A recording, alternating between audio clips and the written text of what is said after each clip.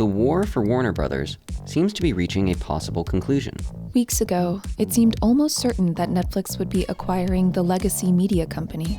But as of this week, Paramount submitted the winning bid, and Netflix bowed out. So, how did we get here? And what does this deal mean for the future of the media industry? I'm Sarah Morrison. And I'm Jason Acuna, and this is Unbothered by WFSU.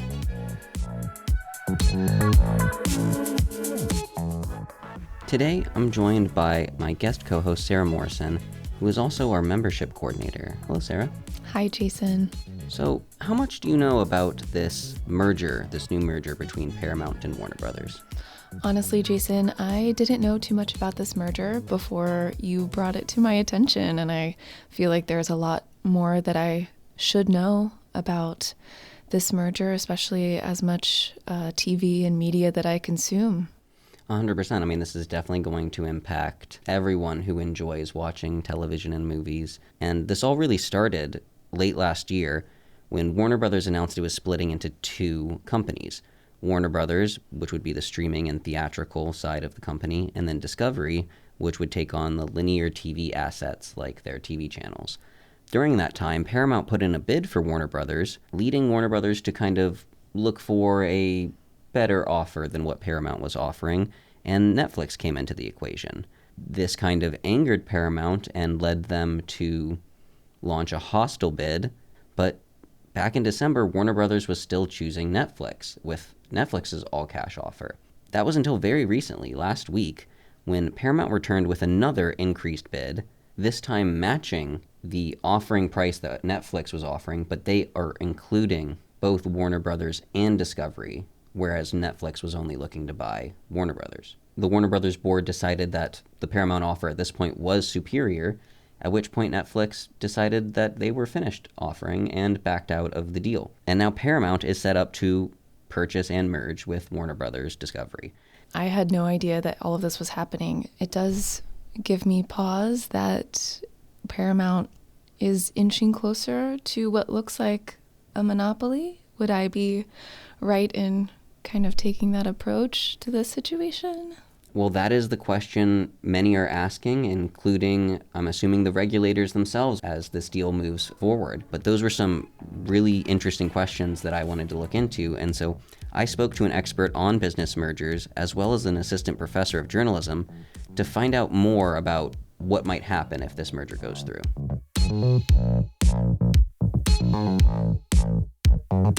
Hello, my name's David King. I'm an Higgin Professor of Management at Florida State University, and my specialty is in mergers and acquisitions.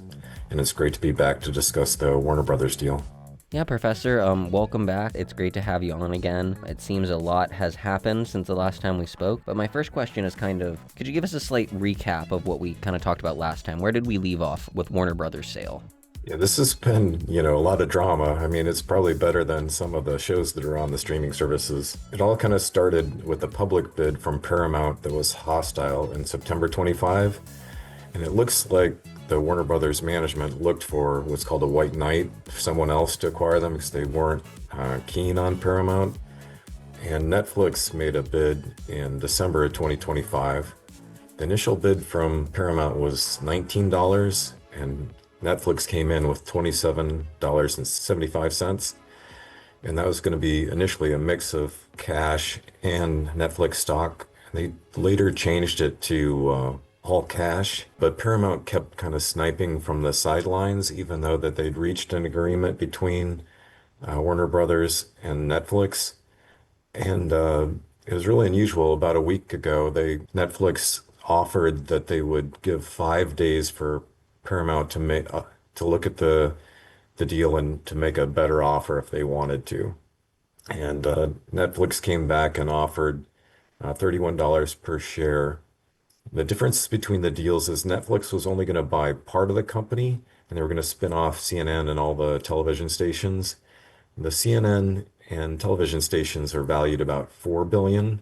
So Netflix's offer was really $31.75-ish, but it wasn't the whole package, and they'd have to figure out what to do with the rest of it. Paramount is going to buy the whole thing now for $31, but Warner Brothers has said that that's the better deal, which is kind of interesting. So Netflix originally seemed to be the definite winner of this bidding war for Warner Brothers with $31 for just the Warner Brothers side, not the Discovery side of the business. And now Paramount has come in with a superior bid in the eyes of the Warner Brothers board that is $31 for both, which I think equals around 110 billion total. Correct. And they're going to pay Netflix a $2.8 billion breakup fee as part of that. Can you talk to me a little bit more about this winning bid from Paramount? Is that all it is straightforward, or did they offer anything else other than just kind of matching the price that Netflix was offering per share? They basically matched the price from Netflix and they were going to buy the entire company. But that's somewhat misleading because they've already identified they're going to have $6 billion in cost synergies, which means they're going to get rid of a lot of employees and assets to try to help cover their debt. I mean, so I mean, they've already planned, they're going to buy the whole thing, but they already have plans to get rid of parts of it. Yeah, Netflix doesn't really have any production facilities. They purchase the content or otherwise negotiate it and kind of just run it out. And Warner Brothers and both Paramount have, huge complexes in Los Angeles and other places around the world. And then they're much more similar companies.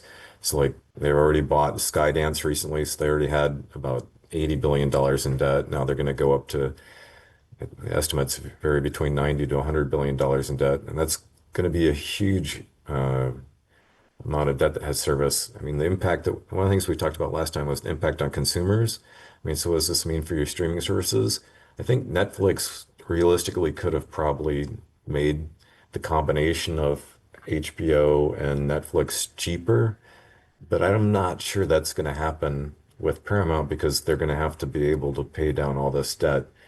HBO Max costs about $10 to $21 depending on whether you allow advertising. And Paramount is $8 to $13 per month depending on whether you allow advertising. And I don't think that they can shave the price of that much. I mean, Right. so it's really interesting. That does kind of get me into my next question, which was, does it make sense financially for Paramount? Because, they already did kind of have a lot of this debt that they had from the Skydance merger, and now they're taking on a lot more debt to purchase Warner Brothers. So It's an interesting strategy. So Warner Brothers and Discovery combined to try to get bigger to be able to compete, and they weren't able to compete. Paramount's already bought Skydance to be able to bulk up and to be able to compete. That it's searching for this deal with Warner Brothers suggests that it hasn't really gotten that scale yet. I mean, so buying Warner Brothers Discovery is really doubling down on a strategy that's already failed twice. right. Uh, so I don't think it makes a lot of sense. And I think one of the reasons Netflix kind of backed away from the deal and offered this 5 day, the week-long window to have Paramount come back is that once they announced the deal, their stock price had fallen about 20 to 30%. And now that they've backed away from the deal, their stock price is up 20%. I mean, to get back to where it was, it'd have to double to be 40% up. But people seem to think that Netflix backed away from what could have been a bad deal, and Paramount now is kind of doubling down on what's been a failed strategy previously. Absolutely. And that's not to mention that in the media production industry that Paramount and Warner Brothers and Netflix are all in, it takes a lot of capital to create things for the consumers. So even though they've now kind of purchased all of these assets from Warner Brothers, they will need to invest a lot of capital to, make the new Harry Potter series and other things like that Warner Brothers was already planning on making, or things that Paramount may plan to make with Warner Brothers content. Yeah, and So, they've gave, basically 2.8 billion to their competitor to be able to create content. They're already made plans to reduce the staff and facilities by 6 billion. I mean, so they're going to be cash constrained to be able to create the content that they want. And then they're going to have to basically say they won't raise prices for their streaming services, but that doesn't mean they're going to lower them. So they probably won't be able to lower them. I mean, so their ability to attract consumers. And then the other problem is that the competitors aren't just going to be static. Before this deal was announced, Taylor Sheridan, who created Yellowstone and Landman for Paramount, has already announced he left to go to NBC Universal. Is that the overlap between Warner Brothers and Skydance and Paramount the CNN and CBS News, which is already owned by Paramount. I mean, there's going to be people that are going to be looking to leave, and Netflix could take the $2.8 billion just to kind of go in and headhunt the people that they wanted from the deal, because they were able to probably identify the employees that they wanted as part of this deal, and now they can make offers to hire them away. 100%. And are there any additional regulatory concerns now that Paramount is looking like the buyer? I think there is. It's probably less at the federal level of the U.S. government, but there's 190 nations that have regulatory review. I mean, so wherever Paramount Plus and HBO operate worldwide, they'll have to clear those hurdles. It'll probably not be a problem. But each U.S. state attorney general also has to review and approve a deal. In this case, the California is probably the biggest impact because there'll be significant job losses in Los Angeles based on the deal and the plans for $6 billion. And then also just the concentration that's going to happen is that we're kind of going from five movie producers down to like three, and then CNN and CBS News are, large area where people get news, and then there's been some concern about how CBS has been editorially controlled by the Ellison family following their purchase of CBS. Absolutely. And that's not including Oracle's ownership of TikTok, while it isn't a news agency like CBS or CNN, is also part of the media landscape. Right. Absolutely. And so we know that Disney already merged with 21st Century Fox, and now Paramount is looking to merge with Warner Brothers. Are there any other major media mergers looming in the future, or is this maybe the last one we'll be seeing for a while? Right now, I think Peacock and NBC are too small to kind of survive on their own, and Apple Plus or TV is probably too small to kind of survive on its own. The problem with Apple is that they make a lot of money, so they're not necessarily worried about this problem, so they don't have to sell. But I think that NBC and Peacock have to kind of come up with something. Either they're going to form an alliance, or they might fold into something that's bigger than them. Who that would be, because of the regulatory problems, is a big question mark. Google has like the YouTube TV and TV, the subscription kind of cable thing. If they want to get into more of the content game, that would be an option for them to potentially buy it. Apple could buy it to be able to try to beef up, its content. And then if Netflix decided to go into TV, which they say that they haven't, I don't think it would be them, but Amazon Prime would be an option. They are starting to do sports and some other things what they could be able to pick up from NBC and Peacock. I mean, so I think something will happen with NBC and Peacock, and it would probably be Apple, Google, or Amazon that would do that. But a lot of what's happened already, I couldn't have predicted. So that's, take that for what it's worth. 100%. So we'll keep our eyes on Peacock, but for now, it doesn't look like much will be happening. Is there anything else regarding this merger between Warner Brothers and Paramount that you find interesting, or that you think we should be paying attention to, either now or in the future? There's going to be a lot of people that leave Warner Brothers from this. I mean, so the story's not really over, even though Paramount's most likely to purchase it at this point. I mean, so I just, continue to watch this. And then if you do subscribe to Paramount and HBO Max, is that don't expect this to, save you money every month. Professor King, thank you so much for taking the time to speak with me about Warner Brothers again and about this huge merger. Thanks, it's my pleasure. And with Paramount emerging as the buyer, many are voicing concerns over the future of journalism due to one company owning so much media. I'm joined now by an expert to discuss further. I'm Stan Jastrzebski. I'm an assistant professional practice professor at the University of Missouri School of Journalism. Absolutely, Stan. Well, thank you so much for being here with us and discussing the effects of this merger on news. So I will just jump right into my first question. What does this merger kind of mean for the future of mainstream news media and journalism in general? I think it remains to be seen. It's worth noting that you've seen consolidation of news sources in the past, sometimes for better or for worse. So this is certainly not unprecedented. I think it's going to have a lot of implications for scholarship in terms of how we look at media, particularly in terms of how you look at things like the Federal Communications Commission overseeing ownership of media. There's talk right now about whether the ownership rules should be changed such that the current caps are changed on ownership groups running a certain number of newsrooms or in a certain number of markets.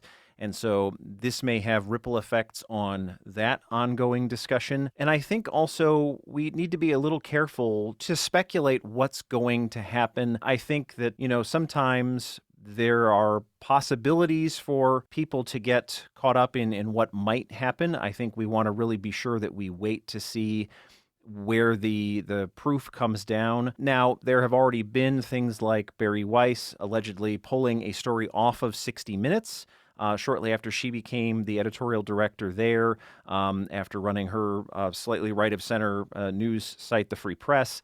But the story, I think, eventually did air, just not when it was originally supposed to, and apparently it aired without a whole lot of editing from when it was originally supposed to air. And so you're going to take a look at things like timing, you're going to take a look at things like content, and if we start to hear the journalists in these organizations, to whom we should listen very carefully, I think, in the coming days, start to say that they feel there has been censorship of some sort, then we can start to suss out what is actually happening and where these editorial decisions are being made. And moving on to an adjacent point, so with the Ellison family in charge of Paramount currently, and also Oracle, which owns TikTok in the US and has a lot of government contracts, is that a potential cause for concern in terms of conflict of interest? I mean, you certainly have had times where, if you look at, for instance, the late 19th century in the United States, you certainly had a fair amount of wealth and power consolidated into a few people's hands or a few families' hands. And so this is, again, not unprecedented, but you also have had laws that have come out of such consolidation. And so we really are in a time that is precedented more than it is unprecedented. And it will be interesting to see how much people look at the history books to inform how they are judging the actions of today's media conglomerates and how they are judging whether it is to be dealt with in the way that we have dealt with these things in the past. So obviously this is going to have a lot of effects on potentially mainstream media, but that isn't the only form of media that's out there. We also have independent journalists and public media. So what could this all mean for independent journalists and public media? It's an interesting question, because one thing that you cannot say about public media, which is what I study in an academic context, is you can't say that it's consolidated. Individual public media stations buy programming from NPR or from PBS or from other public media stations, but the ownership of them is incredibly distributed to many, many different universities, or owned by the small groups of local people who are essentially the board of directors for a lot of the big city stations in the United States. And those are basically your two sorts of media ownership models if you're a public media station, is the community model or the educational model.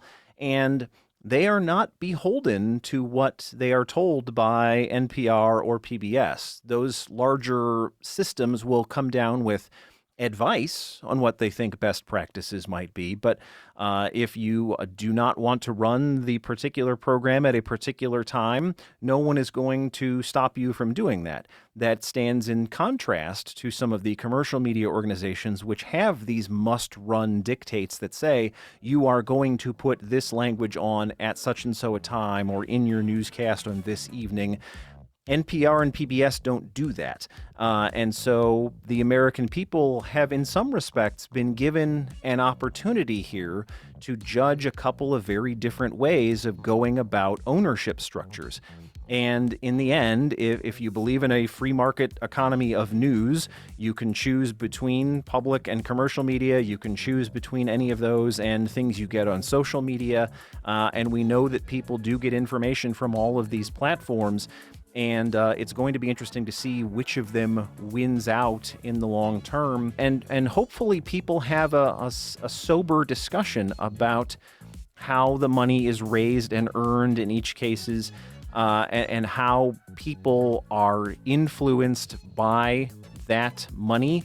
You will have an opportunity as an American media consumer going forward to judge whether you like this larger, more consolidated commercial landscape, or if you like individual people like those you find on TikTok and Instagram, or if you want to go the public media route. Stan, I want to thank you so much for taking the time to speak with me and letting us borrow your expertise. Happy to do it. Thanks for having me.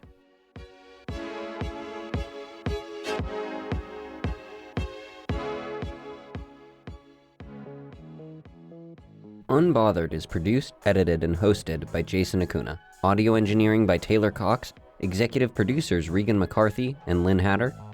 And brought to you by WFSU Public Media.